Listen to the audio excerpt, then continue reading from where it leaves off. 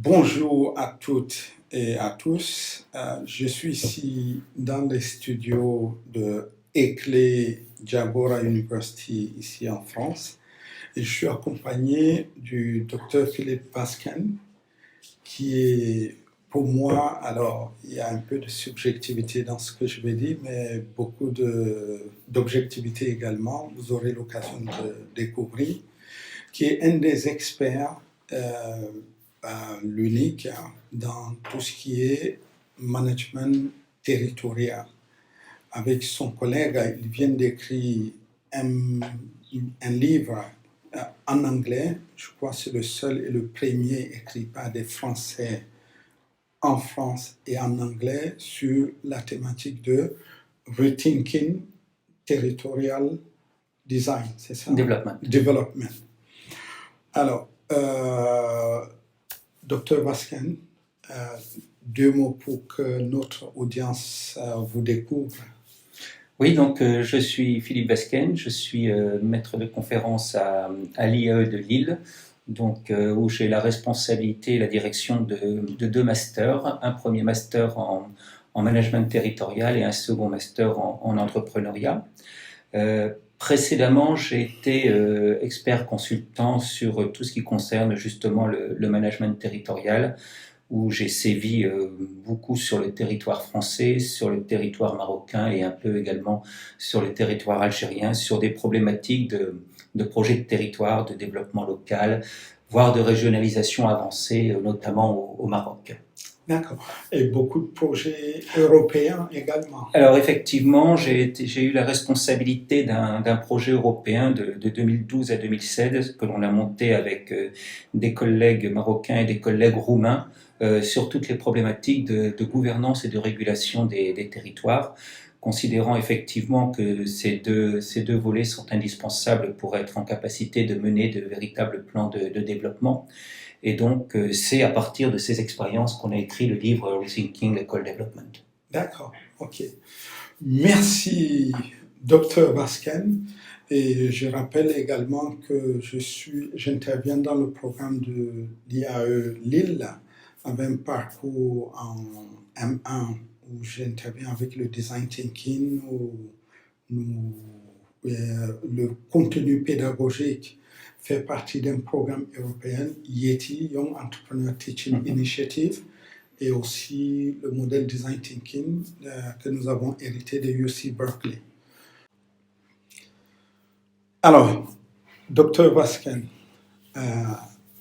je ne connais rien au développement territorial.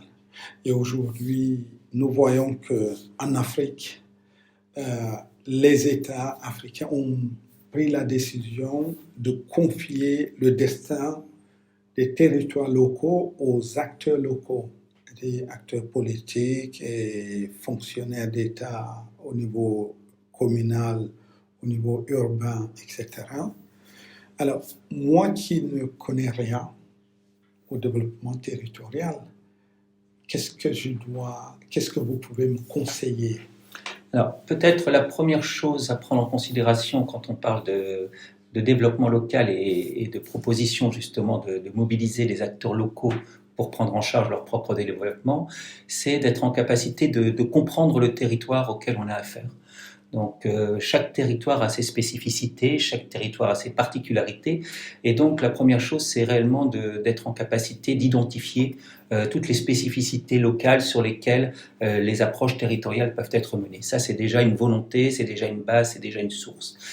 Ensuite, il y a tout un processus qui est à mettre en place, qui est un processus d'institutionnalisation. Autrement dit, on ne peut pas mettre en place un développement local si on ne part que par des logiques, entre guillemets, de bricolage d'acteurs. Il y a besoin d'un accompagnement, il y a besoin d'un suivi, et ce besoin d'accompagnement et de ce suivi se fait par des logiques d'institutionnalisation. Alors, deux approches institutionnelles qui sont souvent repérées dans le domaine, c'est toutes les approches qui sont liées bien sûr à la déconcentration, autrement dit la représentation locale de l'État qui peut accompagner les démarches de projet. Mais là, on voit bien qu'on est plutôt dans des logiques top-down, c'est-à-dire d'injonction à développer, d'injonction à mettre en place des structures de développement. La deuxième approche, c'est de donner effectivement une capacité locale aux acteurs de développer leur propre structure qu'on pourrait appeler des structures de gouvernance qui leur permettront de mettre en pratique leur propre logique de développement. Et là-dedans, toutes les logiques de décentralisation, notamment, c'est-à-dire qui vont permettre de transférer des compétences au territoire, sont importantes puisqu'elles vont donner une capacité d'exercer des actions locales sans pour autant avoir obligation d'en référer à un étage supérieur ou à l'État. Ça donne une certaine autonomie, tout en restant bien sûr dans un cadre régalien qui pourrait être porté par l'État. Donc c'est un peu ces deux approches-là, la régulation qui va se faire au-delà de l'État au regard de l'ensemble du territoire national et des processus de régulation qui vont se faire au niveau local par des processus de décentralisation. Les objectifs et les attendus ne sont pas les mêmes. D'accord, ok. Alors, je vais revenir sur ce point-là, mais je voulais mentionner un point. Aujourd'hui, Diagora University, que tu connais très bien parce que tu es enseignant associé et fais partie du comité scientifique, et ECLE, que tu connais également très bien, ont signé un accord cadre, un Memorandum of Understanding avec le Bureau de mise à niveau des entreprises au Cameroun. Et en fait, il y a une volonté et cette envie des trois parties d'accompagner le renforcement de capacité, car le bureau de mise à niveau camerounais est une entité, je dirais, semi-étatique. Commission européenne, État du Cameroun, s'il vous plaît. Et l'idée pour nous, alors je reste dans mon cadre d'éducateur, si vous voulez, c'est de renforcer la capacité des territoires. Et je ne vois qu'à travers un prisme qui est l'éducation et la formation.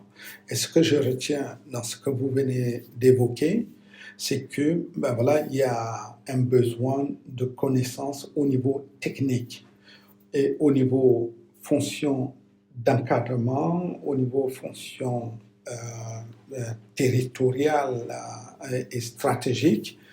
Et donc, alors, qu'est-ce que vous pouvez nous conseiller comme approche? C'est-à-dire, par où devons-nous commencer ce travail de renforcement de capacité en collaboration avec le bureau de mise à niveau et l'État camerounais pour accompagner cela?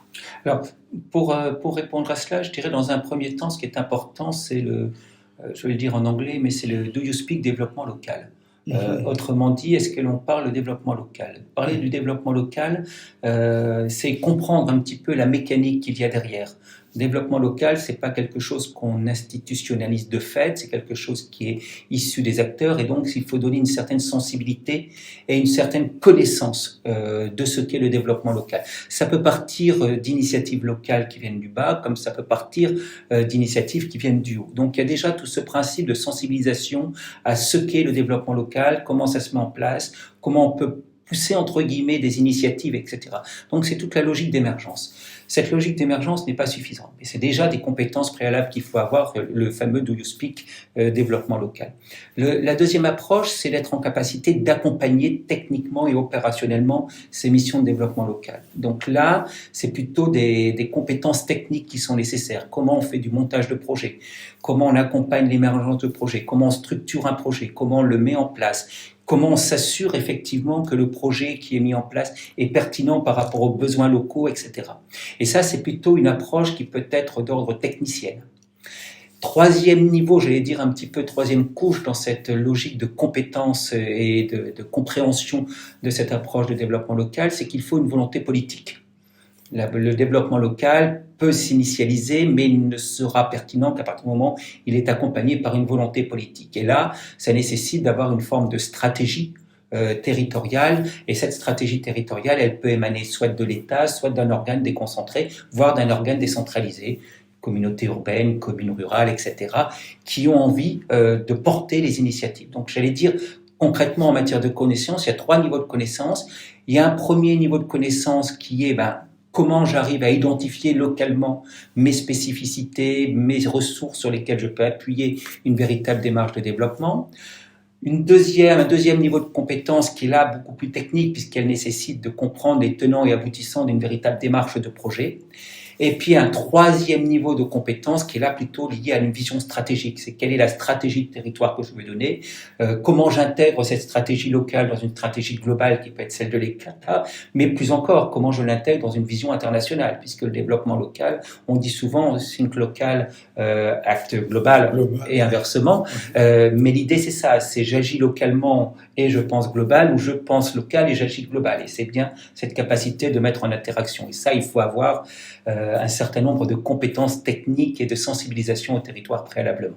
Alors, merci beaucoup, Dr. Vascan. Donc, si je comprends bien, alors si je dois le traduire en mes termes, à moi, de responsable d'institution académique, c'est que nous avons un premier niveau que nous pouvons structurer dans un parcours pédagogique qui va être l'alphabétisation des acteurs de terrain, quels qu'ils soient. C'est-à-dire du top-down au bottom-up. Tout à fait, c'est le Do you speak, local development. Ensuite, nous avons un niveau technique, c'est-à-dire où nos acteurs de terrain, ceux qui vont concrètement gérer l'opérationnel, ont besoin de compétences en management de projets territoriaux. Oui, adaptés au territoire. Adaptés au territoire. Donc, je note que vous avez plusieurs publications et écrit également des bouquins sur le management de projets territoriaux. Et enfin, nous avons un niveau qui est stratégique. Et là, ça, c'est les cadres, les hauts cadres au niveau des communautés urbaines régionaux, parce que à ce niveau, en fait, la démocratie fait que le maire souhaite être réélu et l'élection, c'est la population. Donc, je pense qu'un maire qui a une vision pour sa localité, pour sa commune, peut être outillé à ces différents niveaux pour se garantir une réélection. Tout à fait. Alors là-dessus, il y a des concepts qui sont intéressants. C'est le premier concept de gouvernance. C'est-à-dire qu'effectivement, l'élu, dans sa logique de réélection, ne peut pas agir seul. Parce que ne pas intégrer des parties prenantes dans une démarche de projet risque de créer de l'opposition par rapport à son projet avec toutes les conséquences électorales que ça peut avoir. Donc cette logique, entre guillemets, de gouvernance est être en capacité de regrouper l'ensemble des acteurs locaux autour d'un projet qui est porté par le maire, justement. Donc il devient tête de file et il devient le leader, entre guillemets, il est dans une forme de leadership par rapport à son projet de territoire. D'accord. Et alors, moi je suis camerounais, hein. D'accord, donc voilà, je suis un peu, quand on parle de Jagora University Cameroun, je suis patriote. Ok. Alors, donc, l'idée aussi, c'est qu'on veut rendre le Cameroun attractif, parce que nous avons l'avantage d'avoir le Cameroun labellisé Afrique en miniature, du nord au sud, de l'est à l'ouest. Nous avons la concentration de tous les climats africains. Et aujourd'hui, ce que je souhaite, c'est que dans les étals des supermarchés, ici en France, que je vois des produits camerounais, tout comme on voit des produits marocains ou espagnols ou péruviens. Donc, dans ce parcours pédagogique, est-ce qu'on peut ajouter une autre couche qui est le marketing territorial? Alors, le marketing territorial est une partie prenante et intégrée complètement au processus de développement local. Pour une raison qui est bien simple, c'est que le développement local, c'est pas vivre en autonomie et en autarcie. C'est d'être en capacité d'être en interaction avec des acteurs. Et là, justement, dans le dernier ouvrage qu'on a sorti, on a développé toute une approche sur le marketing territorial lié à la gouvernance et la régulation pour pouvoir jouer un petit peu sur les marchés internationaux et s'intégrer sur ces marchés internationaux. Donc, l'idée n'est pas de refermer, c'est toujours la tendance et la vision qu'on a quand on parle de développement local, c'est d'avoir une vision extrêmement localiste. Non, c'est vraiment d'avoir une vision qui va permettre de toucher un peu international, de toucher des ressources, de toucher effectivement des dérivés pour nos actions locales au niveau international, des débouchés, voilà, pour nos actions locales au niveau international.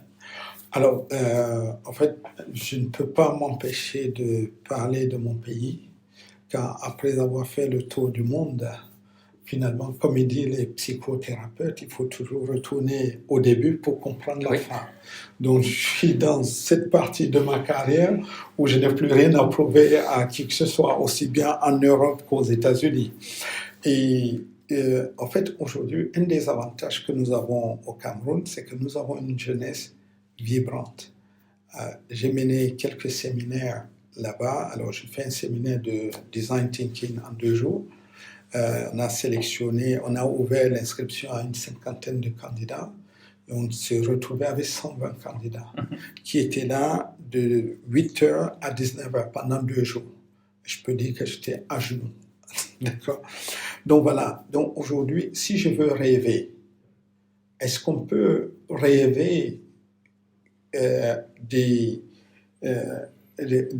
que des entreprises comme Bouygues Telecom, SFR, Free ou Amazon aient des sites au Cameroun, parce que nous avons cette jeunesse qui est vibrante et on a cette jeunesse qui est très bien formée.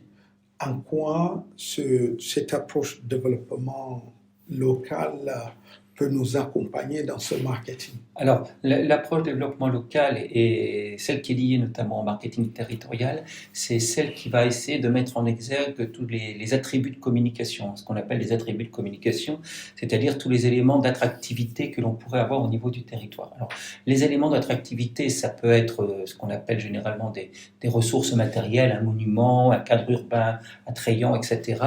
Mais ça peut être aussi ce qu'on appelle des ressources immatérielles. Une des ressources immatérielles qui est déjà soupçonnée et puis qui est très importante dans tous les territoires, d'ailleurs on voit que les territoires actuels qui sont en plein développement ont cette ressource immatérielle, c'est la jeunesse, c'est la démographie, une démographie avec une capacité de travail, de développement, une avis d'aller beaucoup plus loin, et ça ce sont des ressources immatérielles insoupçonnées au niveau du développement, et ce sont des éléments de très forte attractivité. Le Maroc a fait une grosse partie de son développement sur cette jeunesse et sur son attractivité touristique. Et donc, on voit bien que ce sont des ressources, mais après, il faut les mettre en valeur, il faut être en capacité de les valoriser, de les spécifier, parce qu'une jeunesse, souvent, je prends l'exemple, c'est un peu brut comme approche, mais une jeunesse qui n'est pas valorisée, elle est mise en jachère. Oui. Et donc, une jeunesse qui est mise en jachère, c'est jamais bon pour un territoire. Par contre, l'apprendre, la valoriser, lui donner des objectifs, etc., c'est l'ouvrir. Et donc, l'ouvrir, c'est lui permettre justement de défendre son pays et de valoriser son pays, tout à fait. Wow. Merci. Et en tout cas, nous sommes en train d'arriver au terme de ce premier interview. Donc voilà, donc si je dois résumer en termes d'objectifs et où allons-nous, Dr Vasken, vous connaissez mon engagement pour mon pays et ma détermination quand je prends un projet. Jusqu'où êtes-vous prêt à m'accompagner pour mon pays, pour ce pays qui m'a tant donné? Je veux payer ma dette. Moi, j'allais dire, on va se tutoyer, puisque Ouais. tu me connais, tu sais que quand je m'engage, c'est à fond. Okay. Donc voilà, la réponse, elle est là. D'accord. Il faut m'appeler, me demander, et je serai toujours présent. Merci beaucoup. Donc voilà, et ça, c'est la promesse que j'avais faite à nos 2 ministres qui m'ont dit, Docteur Salou, le Cameroun a besoin de cette diaspora positive, et je me suis engagé de mobiliser tout mon réseau, mes amis, mes collègues pour venir accompagner le pays. Et on voit que nous sommes dans le monde le 21e siècle et le monde de la connaissance. Et grâce à la connaissance, alors on voit ce qui est devenu l'Inde, la Corée, les pays comme Singapour. Et j'ai envie de rêver pour mon pays. Merci. Mais on dit que l'Afrique est le pays du développement futur. Exactement. Donc, voilà. En tout cas, merci beaucoup. Et puis, bien que ce projet soit orienté Cameroun, il est bien sûr ouvert à toute l'Afrique et l'Europe et l'international. Car j'aime bien le logo de Laros, c'est la dame qui s'ouvre là en disant « Je sème à tout vent ». Et je pense que la connaissance est ouverte à tout le monde. Okay. Merci beaucoup, merci Dr. beaucoup. Vasken. Et puis, au plaisir de te retrouver pour tes prochains cours à Diagora à partir de ce studio Diagora Éclat. En tout cas, je vous remercie et j'espère que le message est bien passé et à très bientôt.